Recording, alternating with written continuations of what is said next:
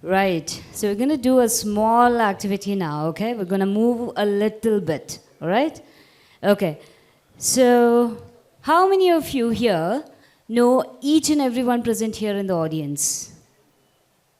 No, right? Not really, right? So, what we're going to do now is we're going to play some music and we're all going to meet like at least most of the people that you can shake hands with, okay? You're all going to meet each other here and you remember names. Let us see who remembers most of the names here today, okay? You need to shake hands and remember their names as well, okay? Let us see who has much of memory today, right? All right? So, shall we play any music? A little bit of? All right, ladies and gentlemen, get up. Come on. Let's meet each and everyone right here. Come on, you need to shake hands and tell your names to each other. 3, 2, 1, go.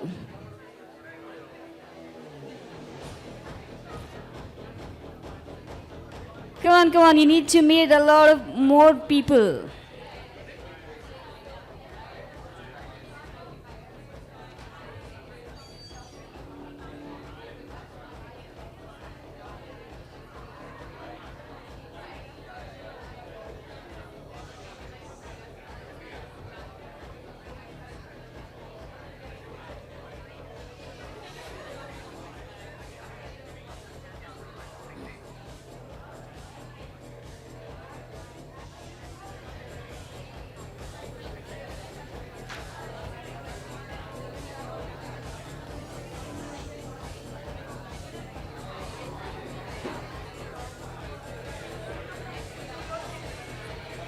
All right, ladies and gentlemen, that was really good. Back to the seats. Come on.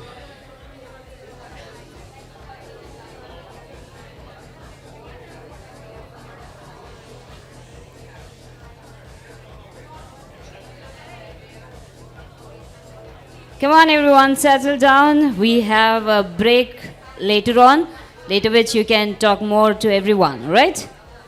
Come on, settle down, everyone.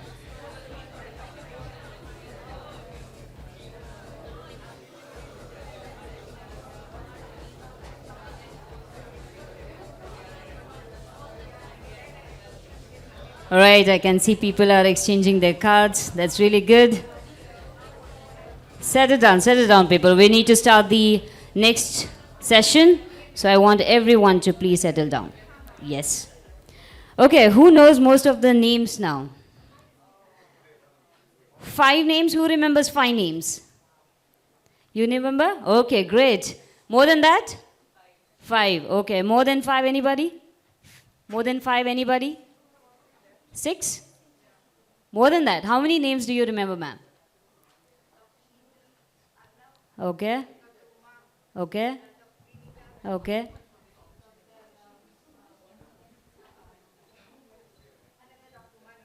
Okay.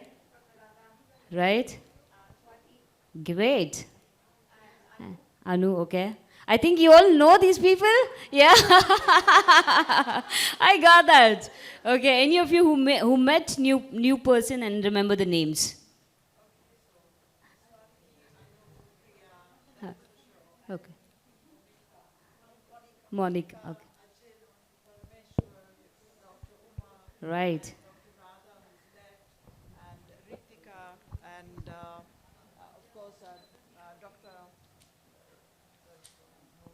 How many new people in this? All are new. Oh, great. Can we all give it a huge round of applause, everyone? Great, great, great. I hope everyone enjoyed that activity. So this is just a kickstart to know each and everyone right here, okay? Thank you so much, everyone, for being such a sport. Moving on to the next one. Next, we focus on a health challenge that can potentially affect every woman in the world, but most probably she is not aware of it. Let us find out more. Addressing women's health issues beyond reproductive years, gender disparities in cardiovascular health. Ladies and gentlemen, I would now like to invite on the stage Mr. Arindam Sen, CEO and founding director, HeartNet India Private Limited, who has launched the novel concept of telecardiology for the most remote population in India. Can we have you on the stage, Mr. Arindam Sen? Can we all give him a huge round of applause, everyone? Next, I would like to invite Mr. Anuj Mehra, Head of Data Science and Analytics, Lupin Digital Health, a data science leader and generative AI expert. He is building AI and ML solution towards digital healthcare. A huge round of applause for Mr. Anuj Mehra, everyone.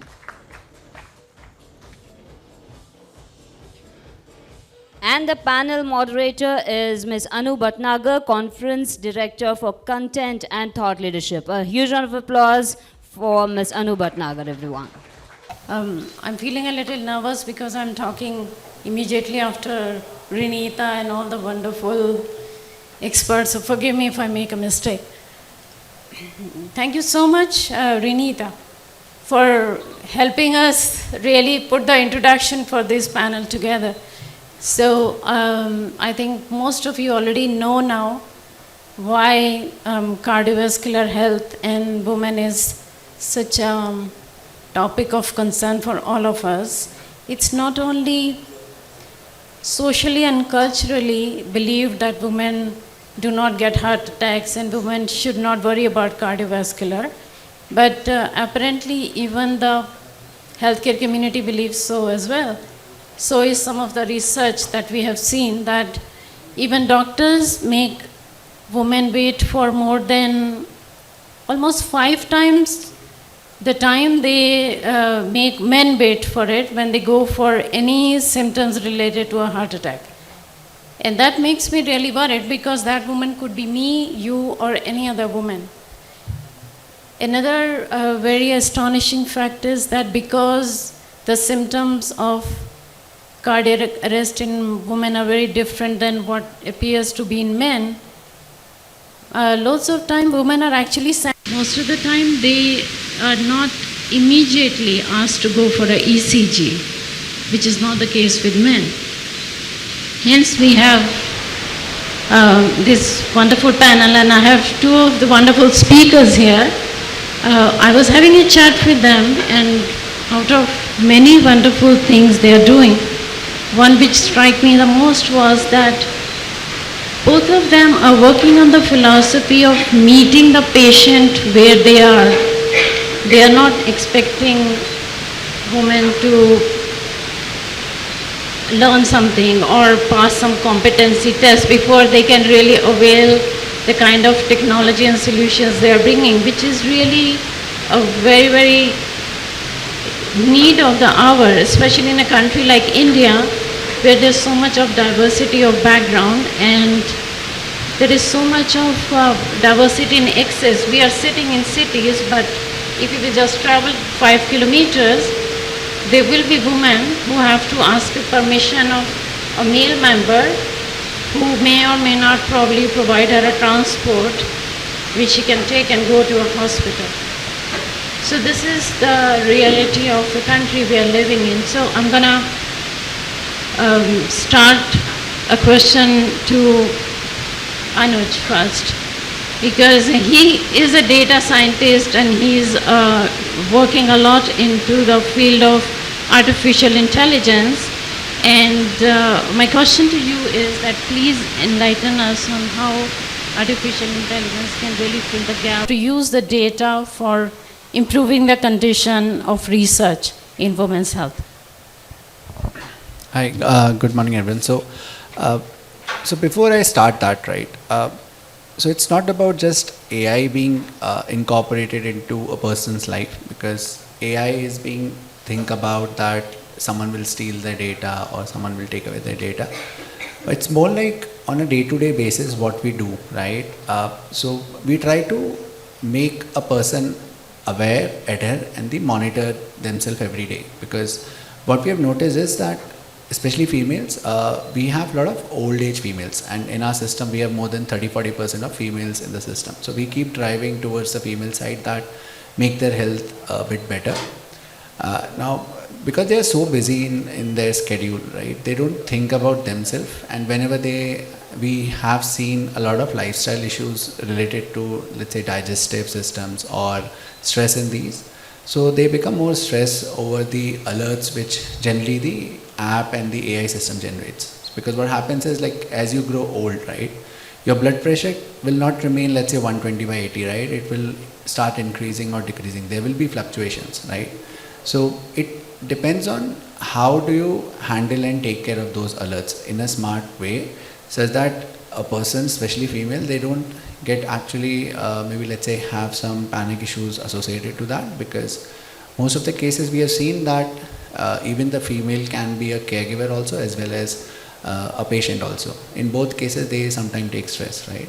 And in our app itself, we have like an emergency button where you can dial directly, the ambulance can come at your home, right? So in 15 minutes. So we have provided these things. Apart from that, we believe in capturing the data from the user in order to tell them that whether you need, let's say, a cardiac visit to a doctor, or maybe, let's say, we have our own in-house experts related to nurse and these, can we, let's say, just titrate some of the medicines of yours. So what we do is we have given them different devices, right, which are directly associated or affiliated to our app. So in one click you can capture the data, right? So those are like BP machines. We have also given them an ECG machine, because people can't go directly to the hospital to do the ECG every time, because especially women, they are actually busy in their schedule. As you were saying, they might have to take permission for booking cab and those things. So it becomes difficult. So they can directly do that, and then if required, directly share it with their doctors. So that's the part of our technology we are trying to give it to the women. Apart from that, one thing we started when we started this plan under the Lupin is we started giving support of a call, like a call center, but a care manager and a health coach. So health coach can create a better diet plan for you, and you can have number of calls and chats with them also. So we have noticed that especially in case of women, they are able to share more about their life to their care managers and discuss more about it, because there's a perception in the old age women currently in India in the households that when they say you have something, generally the people reply that you don't have anything, or you're just taking stress, or like just calm down, nothing will happen, those things. But they don't have someone to share their basic issues or basic things, right? So that's the part we are trying to cover over there. And AI or the generative AI is actually helping us a lot over into that part, because not every time a care manager or a coach is free, so sometimes a bot can also answer to them. They can do some research by themselves, so they don't have to Google. In a smart way they can do. We also support like multiple different languages to give their diet plan, like Gujarati, Kannada, Marathi, Tamil. We support every language, and we try to create those customized plans to them, because if you search Google, they will generally try to give you the meals like you can have quinoa or multiple things, right? They don't give you the basic things which a female can actually create and eat. So yeah, that's how we are trying to use AI. Thank you. I'm gonna ask the same question to you. Please tell us about how you are, what you have launched recently, and how you are really seeing that the technology is playing a role in improving the outcome for women. Thank you. Thanks, Renita, for setting the context. Okay, I wish yesterday we are having a debate with my investors. We're launching a program for training gynecologists for doing a cardiac screening. Okay, and one of the persons stood up and said, "You're going crap. It's never going to happen." Why? So that was my question. Now coming to that, women's health traditionally has been stereotyped in India and many parts of the world. And I was part of various large corporations who were probably the architect of doing the stereotyping at some point of time. There's nothing wrong, because 20 years back, women's health was a different context, femtech word was not coined, and all that we wanted to get a new name instead of a OBGYN. That's how women's health progressed. But now after 20 years in the industry, we see the women's health has progressed a lot, and the awareness has come to a much higher level. But still, when you talk of a gynecologist clinic, you go for a checkup, hardly you can count in one hand how many gynecologists does ECG in her clinic. Okay, I can just count in one hand. I can tell you, like in Bangalore, probably 2, In whole of Karnataka, probably about 12. That's that bad. Okay. Now, why they don't do it? There is a aspect of it. Technically, they are not taught properly to read a cardiac symptom in school. Medical school, when you go for a specialization, you try to forget the generalized part of it.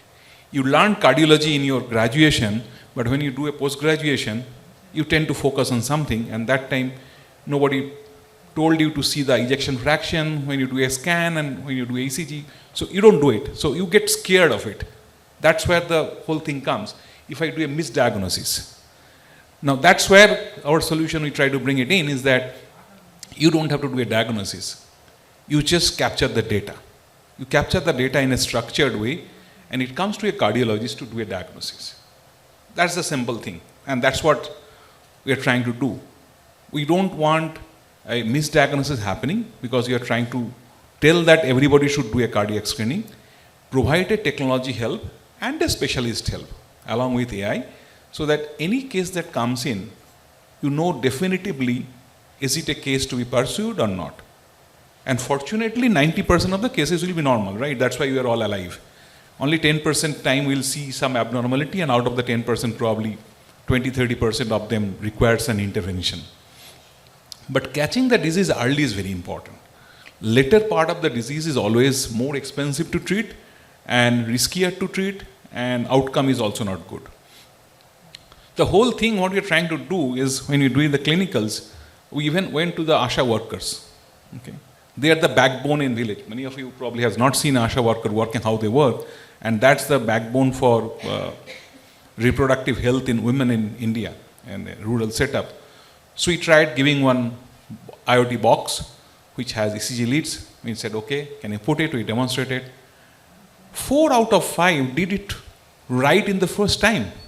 We were all surprised. Like, we all thought they just do this. They just give the medicine and they can do one injection. But once you demonstrate them, they're smarter than what you think, and they did it right. So he said, why not? This is a backbone for cardiac care. They go, they meet the women, and why they can't do it? So that's one thought process. And then we went to the gynecologist, and the gynecologist said, like, okay, ECG, why me? There is a cardiologist for that. Okay, fine. So how many doctors you will see in a year?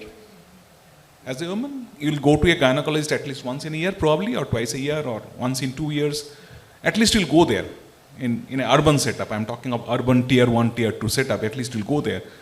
So if your doctor says that, okay, you do this also, probably will do it at that point of time, and it's easy. Coming to the analogy of that breast screening, as we are talking of, it was also not there in gynecologist clinic earlier. It was more of a radiology stuff, typically. But that has getting a penetration to gynecologist clinic with many advanced technologies. So why not cardiac? So coming to the point that is more of a population health, that is one point, not of a women's health only. And women's health doesn't mean just reproductive health or something else. It's a holistic, and CVD being a very high mortality in a non-communicable disease, it requires a focus. So my 1 minute take on this is that, why not every gynecologist, every doctor, whoever is treating a woman is equipped to do a cardiac screening? And that's the mission we want to do. Thank you very much. So as both of you said, and we have heard this sentiment, that really most of the women's health is centered around pregnancy, more or less towards reproductive health. And the question is that what kind of awareness and what kind of information that you at your organizations trying to spread, or what kind of awareness programs you are doing already that are helping people aware, not only your patient community but also the healthcare providers, because both of you work with care providers as well. So do you see there is a gap? Are they, or a typical hospital beginning to see that they are they need some support of technology. Are they willing to rethink their whole strategy around women's health? So I'll answer that question. So in both gender side, what we have noticed is there is a gap between the hospitals and what they believe or have a perception about the home care service, right? So home care service basically using both technology as well as an operations kind of a support works well hand to hand. Because what happens is when a person is discharged from the hospital, particularly you say any gender, particularly women also, what happens there is you go back home, doctor will call you for a follow-up after 15 or 30 days, right? So till that time they are very serious about it. After that they think that after the first heart attack or let's say some bypass surgery or angioplasty, they think that we are good and fine and everything is going well for us. And they don't come back to even to show to the cardiologist, right? So generally cardiologist says at least come to us 3 or 4 times in a year, but they think we are all fine, our lipid profiles are okay, why we should go there, right? And when they're sitting at home, doctor says that's the best time to measure a BP or a heart rate in these, because in India typically what we do is when we have to do a blood test, you will see maximum number of people doing 2-day, like they'll not eat sweets and these things, such that our report becomes normal, right? But that's not the case for every day how you are actually behaving, right? So here when we have discussed like big hospital chains and small doctors also, they think that there is a need for a gap between where there should be like an app or a technology thing that can support the that home monitoring part. So that's what we are trying to build it, right? But it's not just a classic typical thing of the home monitoring part. We are trying to add multiple things into it. So for example, we are trying to build, and multiple people are building that. Can we have maybe let's say detect edema using just the app, or you click a photo, right? So you can have leg and face edema. That's a classic example when a patient moves from ACS to a heart failure NYHA classification, right?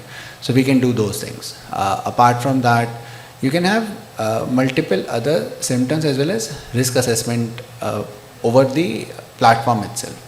So these are the things which I believe technology is trying to move in and will particularly help and make doctors more aware, because doctors currently see the current stage of the patient, right?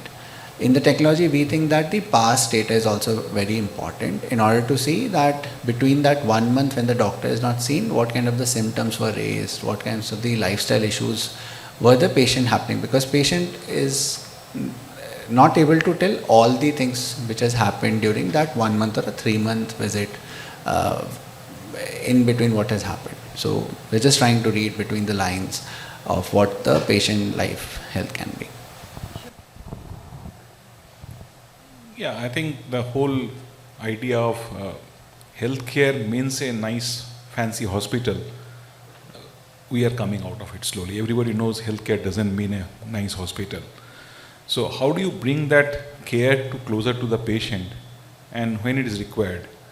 Now question is that how close you can be. I think one thing in most of the developing countries got systematically destroyed is something called a family physician. So old days we used to have a family physician where you used to go, and that person had all your history. He knows you from beginning. And that family physician has gone off completely under the pressure of corporatization of the healthcare in developing countries. So anything comes, if you have a lot of money, you go to a swanky hospital, to the OPD, and try to get something done. Next time you're in a different city, you go to another hospital. That guy doesn't know what you did earlier. You start from scratch, and a lot of good, bad things happen in the process. Now, getting the close, empowering. Now, how do you empower the healthcare delivery provider at the grassroots? That's being our focus. As Anuj was talking of, there is a healthcare requirement after the procedure, after the intervention has happened, when the patient gone back. But our approach, we are on the other side of the thing. We don't want the patient to go to the hospital unless it is the last option. Okay.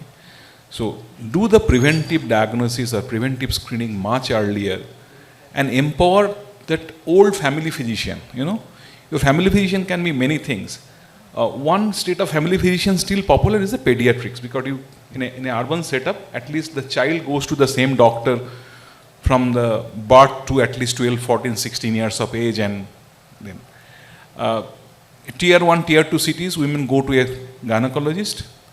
But family physicians still exist in a very tier 3 kind of a scenario, where a small chamber is there, one doctor is there, and patient queue of 100 people. But that doesn't exist in urban.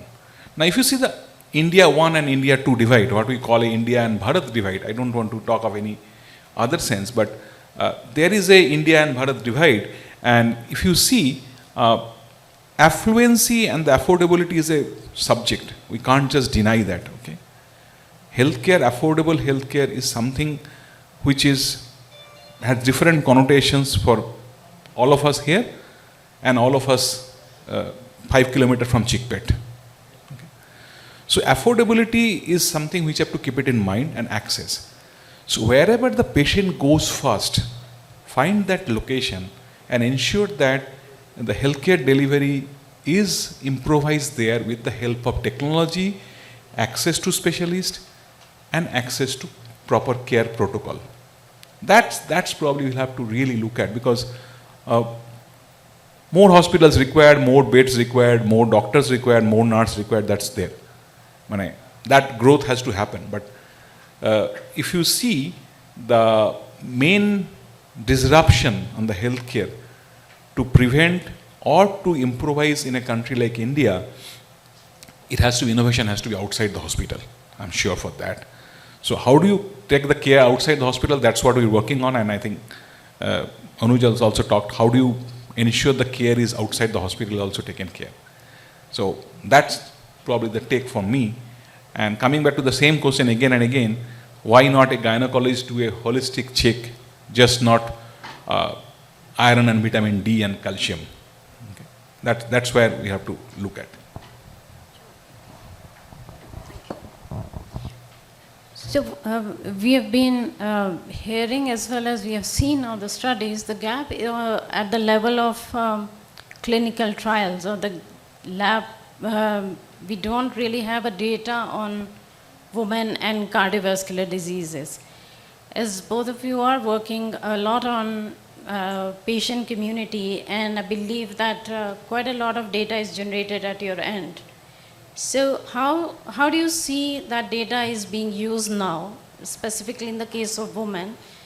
Do you see that you would be working towards either collaborating with some research institutes or somehow using that data to fill that gap that is existing currently into women's heart health? So we do a lot of RWE studies also. So we have RWE with Jayadeva, we have it in Pune, Bombay, Kolkata. So we do these activities where we start capturing, currently we do for both genders, male and female. So we try to onboard all sort of populations, like on the basis of income group also. So we have seen like a lot of attraction or the having high adherence towards the low income of the population also, because they think that it's something which can help them out. So adherence, if you ask me, when we did some study in the RW Jayadeva also, we'll publish that results later, but in terms of like auto drivers and some housewives of those auto drivers, we have seen like close to 90-100% of adherence, right? When the urban population, we have not seen that much of the high amount of the adherence. That lies between 70-80%, because they think that we are fine, why we should measure. Apart from that, we are doing some collaboration with multiple doctors, because we are working on ECG and AI also, because ECG also gives you the digital data. So we are trying to work with doctors where ECG can directly tell to a patient or a doctor. So example, whether you have LV dysfunction or you have, maybe let's say, can it detect BP 6 months in advance, right, the ECG? If you have a hypertension, can it detect the long-term glycemic control or the DM type 2, right? Can we do these things? So because if you consider the Western world, particularly in the US and the Europe, they were working more on the clinical data. And it has been proven that just with the help of the lab vitals or the clinical, you can't do everything over there, right? Ultimately, a person has to go to ECG, then echo, and there's a cycle which a cardiologist says you have to do everything. So if the ECG and the AI can help you start detecting the early signals, it can be actually prevented. Because as people are working on reversal of the diabetes, why can't we prevent it in the early stage itself, right? The hypertension and diabetes, and alert the patients itself that you can control. So we are doing these multiple research because in India you don't have a single data repository where you start downloading and start working on it. So we have to go to multiple doctors. There are so many doctors who are very much attracted towards doing the research. So they have 50,000, 1 lakh, 2 lakh patients data, right? Even our ICMR doesn't have that much of data set, right? They have very small limited data set in doing the heart failure registry. But individual doctors have even more data than that. So yeah, so we keep doing these research. I think data is one very important part of it, and as we look at more holistic data, we improvise the care cycle. That's how it happens. But to start with, even if we go to the big data analytics or AI, I think some basics need to be put in place. Okay? And we are all working on AI. I'm a technologist, I love, we always had the illusion of doing take always. And sometimes you forget that we are trying to solve a clinical problem, not a technological problem. Okay? That's very important to go to the head. And I'll tell you very interesting facts the way I crossed. Third year into my undergrad school, my paper for IEEE was auto interpretation for ECG. Okay? That time 12SL algorithm is not there, nothing is there in the world. We started working on that. Unfortunately, the patent, we didn't think of filing the patent in those days, about 30 years back.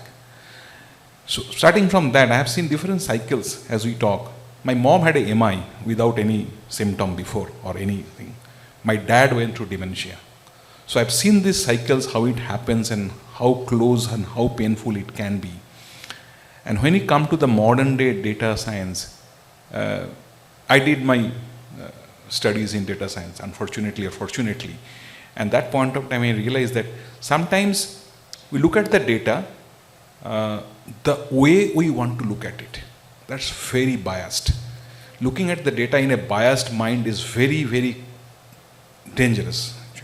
I want to prove something, I look at the data in that angle. And if you see a very huge data, probably you can prove this side and that side both at some point of time. With a 90% confidence limit, I can go this way or that way. And if I am doing a study that women between 50 and 60 years old had the highest risk of CVD, I look at the data that way. So we have to get out of the bias, data bias. So that's very important studies that are going on right now. How do you remove the bias on the data? Because most of the time the data get captured not very neutral way. Sometimes it's a biased data. Because of the data we get from the corporate hospitals, we get from the PHCs, we get from the government repositories. So how do you remove the data of the bias? And there is an old saying that history is always written by the king who won the battle, right? So it comes to the data also. So you have to be very, very careful when you talk of data and using the data for clinical analysis and things. So what we are trying to do, we have enough AI engine to do that. So we say, I present the data with my analytics to a cardiologist and I stop there. Cardiologist takes the final call. Okay. Believe on him to some extent at least. We still have MD and DM cardiologists, not MTech cardiology. When we come to the MTech cardiology, probably 20 years down the line, stories will be different. But still we have the MD and DM cardiology. So give them the space to decide on the clinical aspect and don't convert a clinical problem to a tech problem, an AI problem. This technology is to support the clinical decision, not to overrule or not to bias that. And that's very important. So that's my take on the data. Because I being a data man, so sometimes I get really bogged. Why do we need that? And my first paper in my life is a interpretation of ECG. So I always get biased to that. Okay, why do you need somebody else to read ECG? It's so clear. This is what happened. But let's not do that at some point of time. And give a clinician to do the job at the final stage. Thank you so much. I would just like to open the floor to the audience if anybody has a question.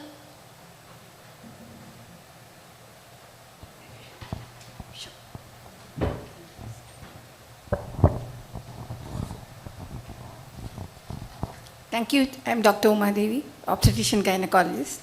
So I'm very impressed by your talk. I just beg to differ in one point, in the sense that nowadays OBGYN have become almost general practitioners. We practice infertility, we examine the men also, and diagnose diseases and refer to cardiologists. All high-risk pregnancies, we do ECG and echo, because we know cardiomyopathy strikes us suddenly in labor or postpartum.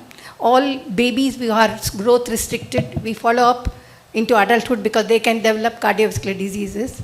And all women with PCOS, we follow up beyond menopause also, because they can also go into heart disease. And women who develop high BP in pregnancy, we know that they can develop cardiovascular disorders. We warn them, we counsel them. So almost like OB-GYN, because you said that the family physician is almost become a rarity now, but OB-GYN have turned out to be family physicians. 100% agree. Thank you, ma'am, for bringing that subject. And just to add one line to you is that,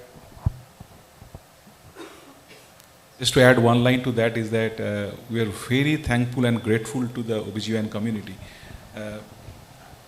50% of my professional life I worked with OBGYNs only, okay? Because I was an ultrasound guy.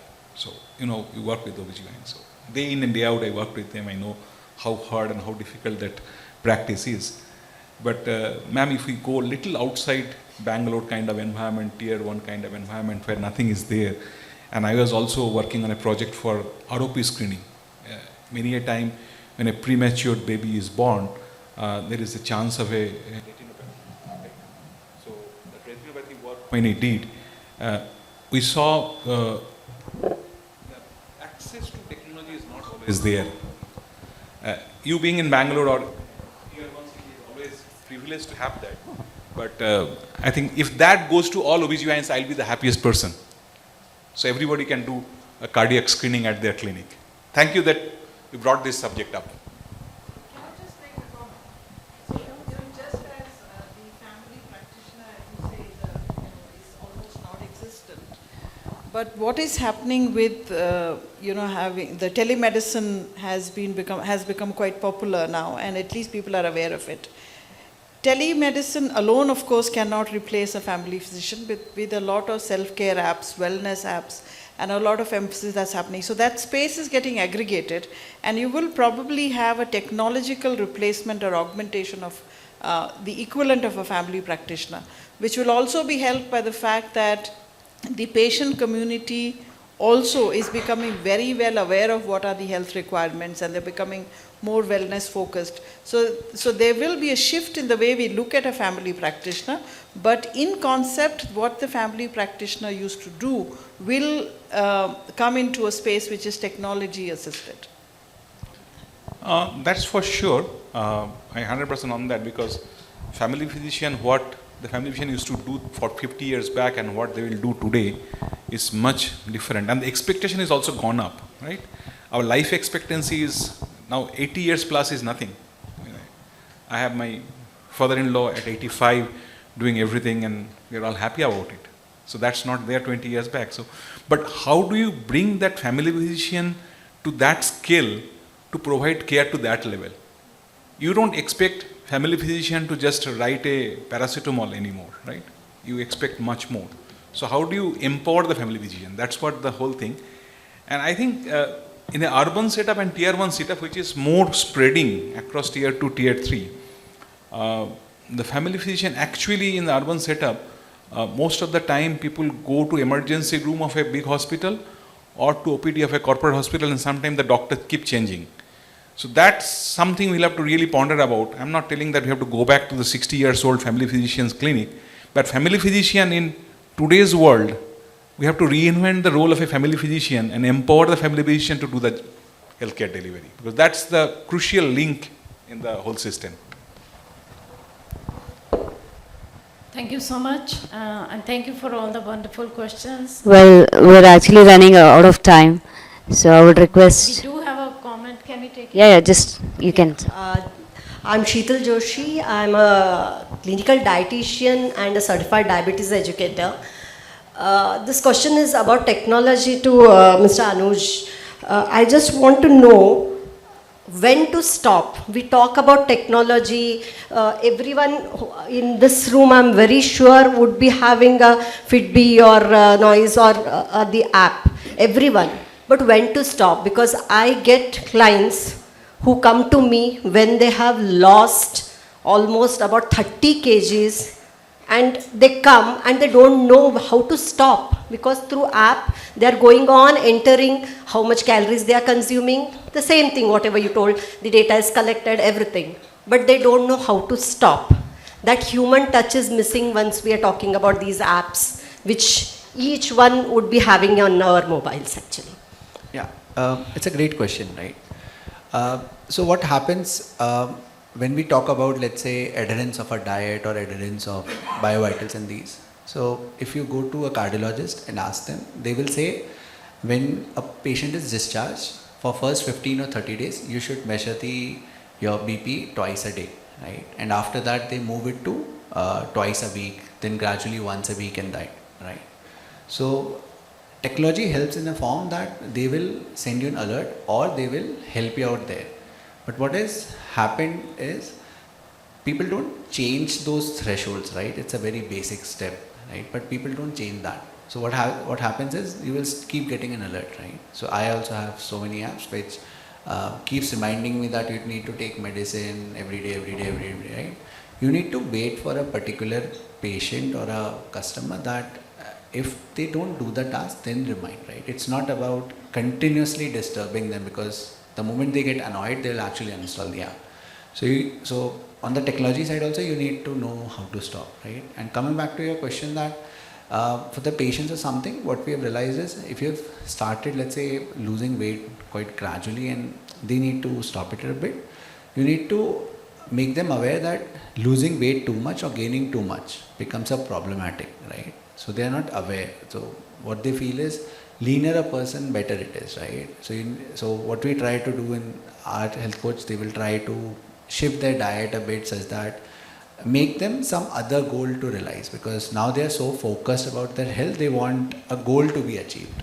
So they say our target was losing 5 kg, then 10 kg, then 30 kg. They just want to keep losing weight. So we try to convert that goal to, let's say, gain a muscle, which will be more problematic for them now. They need to do that. So we try to keep shifting the goals for those patients, right? I hope it answers your questions. No, everything has a pro and con for it. We Yeah. talk about technology, but that human touch is missing, that family physician is missing, and we are having actually more problems than what we had earlier. Yes, agree. And one thing, just 1 minute, I just want to thank sir for telling that Ashas are the excellent. From my organization, Dr. Hema Divakar's organization, artists, we have been training Asha, and they are the people who have been screening for anemia. They have been people screening for glucose. So ECG, they will be easily able to do. They are smarter than anyone. Thanks a lot for appreciating them, sir, here. Thank you so much, my wonderful speakers and the audience. I'm going to bring this panel to a close. Thanks so much for your time, and over to Shamya. Thank you. Thank you so much, panelists. Thanks a lot.